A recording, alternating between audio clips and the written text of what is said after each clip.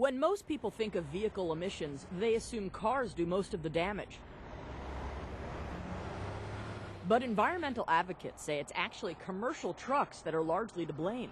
Making matters worse, freight traffic on roadways is expected to double by 2050. So we need to look at near zero or zero emission technologies, and we need to transition that from just cars to goods movement to trucks to freight. Enter the e-highway of the future, which involves the electrification of trucks and select highway lanes via overhead electrical lines. Think of modern-day trolley and light rail systems, but with commercial trucks.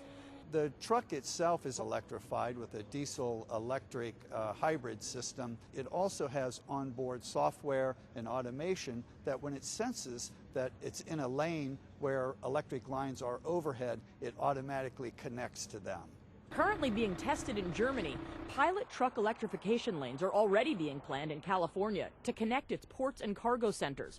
The reason? To provide emission-free, noise-free transportation of goods on heavily traveled, albeit short segments of roadways. These trucks are designed to use both electricity and diesel power and will automatically switch to electric mode when they detect and attach to the overhead lines.